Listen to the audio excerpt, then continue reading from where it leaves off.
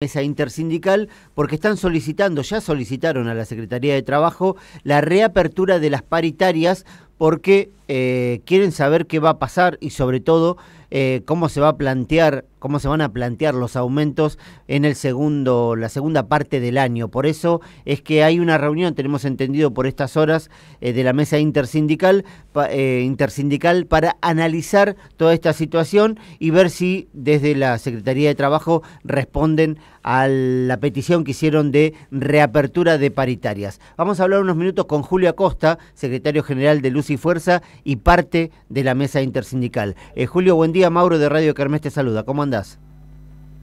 Buen día, Mauro. ¿Qué tal? ¿Cómo están ustedes? Bueno, gracias por atendernos un ratito. Sabemos que están previo a una reunión de la intersindical. Bueno, contanos esto del pedido de la reapertura. ¿Por qué lo hacen? Y sobre todo si hay un tiempo en estos últimos días de julio de poder sentarse nuevamente con el gobierno provincial. Bueno, como se sabe, nosotros hemos hecho un acuerdo para el primer semestre, que para nosotros fue muy importante, porque fue un acuerdo que se logró, donde se logró recuperar parte de lo que habíamos perdido en diciembre del 2023, cuando asumió el gobierno de Milei y había devaluado el peso frente al dólar, y bueno, y eso generó una disparada descomunal de precios que impactó en alrededor de un 35% en total de inflación. Aunque no lo quieran decir, devaluó 118%. 118%, exactamente. Es una devaluación descomunal que, bueno, fue en contra de los intereses populares, ¿no? Porque lo pagamos nosotros vía inflación.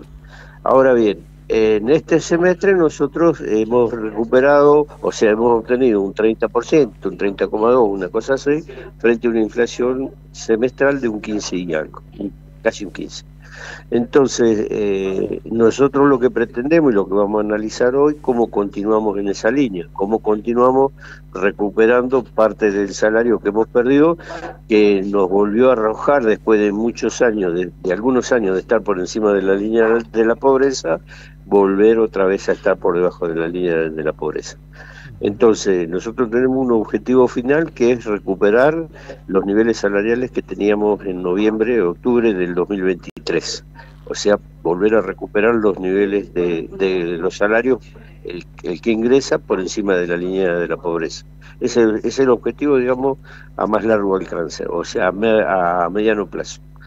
Lo que queremos es seguir acumulando esa recuperación que obtuvimos en el primer semestre en este acuerdo que pretendemos nosotros, al menos en lo que estamos discutiendo, lo que venimos debatiendo, que sea un acuerdo corto de 3 meses, porque bueno, hemos aprendido a fuerza de golpes y de ajustes permanentes en los distintos gobiernos de que la estabilidad económica es una ficción en la medida en que los grandes grupos económicos, los sectores financieros, especulativos, digamos, sigan gobernando en el país, ¿no?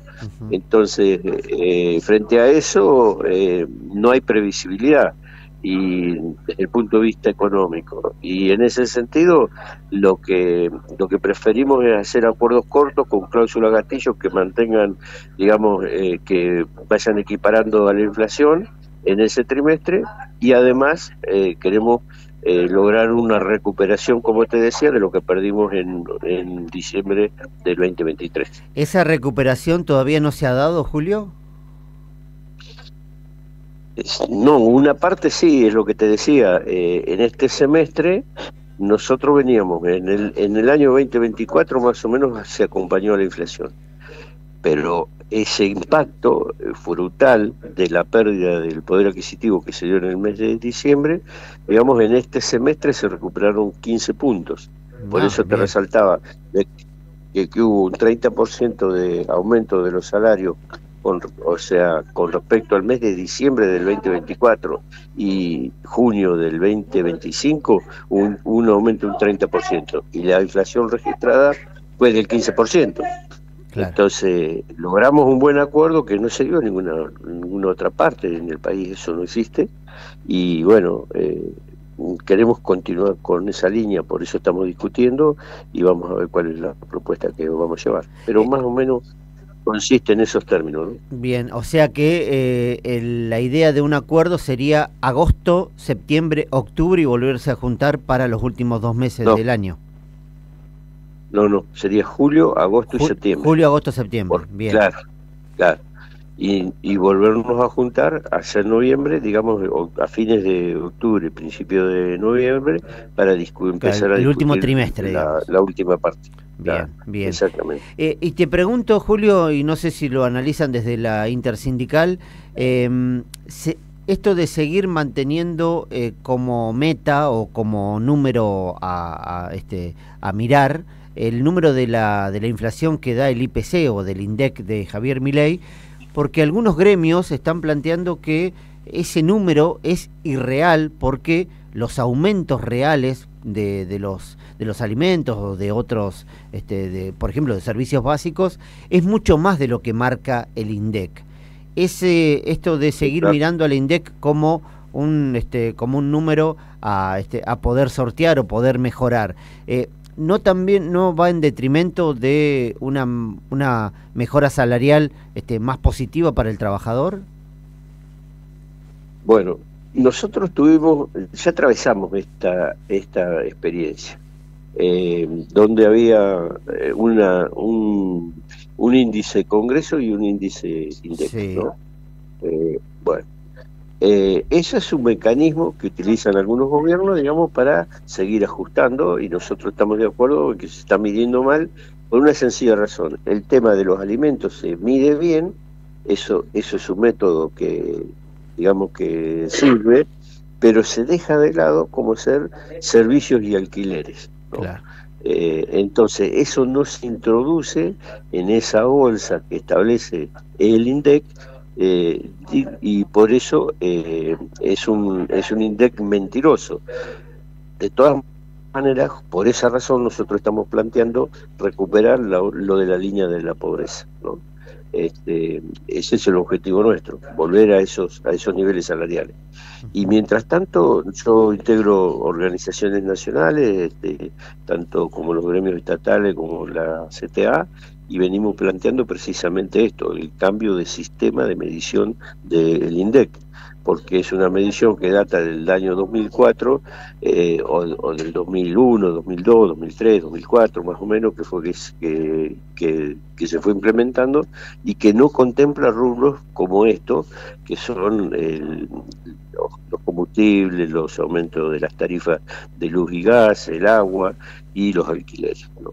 Ese es lo que más crece, junto al transporte, y que no está ponderado para calcular el índice de inflación, ¿no? Bien. ¿Qué mirada tienen, si es que la tienen, desde el gremio, desde la intersindical, todo lo que está pasando a nivel nacional con el gobierno de Javier Milei y el gobierno de Sergio Silioto, y sobre todo el reclamo que están haciendo los gobernadores de los fondos no automáticos, que esos fondos, cuando llegaban en otros momentos políticos del país, ayudaba para que haya un salario un poco más abultado al trabajador, sobre todo para que los gobiernos provinciales puedan sentarse con los gremios y mejorar un poco la pauta salarial. Es cierto que se está recuperando, es cierto que los números en algunos puntos coinciden el gobierno con los gremios, pero en un momento electoral, en un año electoral, esas peleas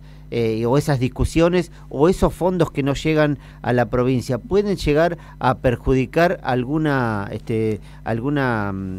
discusión paritaria, sobre todo si en la última parte del año dicen, bueno, muchachos, no podemos aumentar porque ya los fondos no nos llegan más y la provincia puede hasta acá.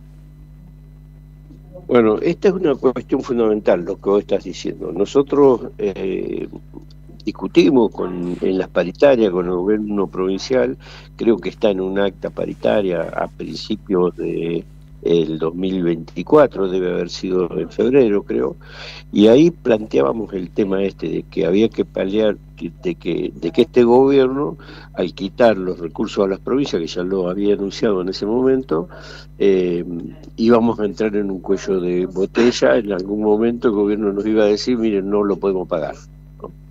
Entonces, precisamente hasta ahora se ha mantenido esa política de retasear los recursos que le pertenecen a las provincias. Por esa razón es que se ha puesto de punta con casi la totalidad de los gobernadores. Hay que recordar que en el año pasado, el 9 de julio, lo que figuraba como el Pacto de Mayo, tenía 18 gobernadores. Y esta vez lo tuvo que suspender porque tenía... No, pero presentes, había 5 que no estaban. ¿no? Pero ahora están los 24 reunidos en y pie ahora de guerra. Están los 24 en contra, claro, exactamente. ¿Pero por qué? Porque empieza a ahogar a las provincias que no tienen recursos ni para pagar salario. Hay algunas provincias que lo están pagando en cuota la aguinaldo.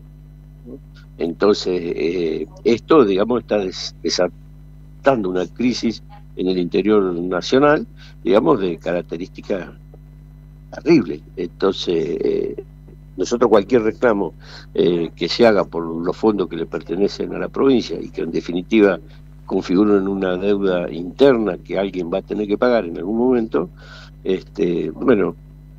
eso nosotros lo hemos apoyado y lo seguimos apoyando. Esos reclamos los apoyamos. Bien, ¿hay una fecha de llamada paritaria o todavía están esperando desde la intersindical? Entregamos ayer el documento con el temario, son 7 puntos y ahora esperamos respuestas. Seguramente la Secretaría le va a correr traslado al Poder Ejecutivo, el Poder Ejecutivo va a contestar y nos vamos a poner de acuerdo en una fecha, pero suponemos nosotros que para el fin de la semana que viene ya tenemos que hacer la primera reunión. Bien, muchas gracias, Julio Acosta. No, gracias a vos, Mauro, que tengas buen día.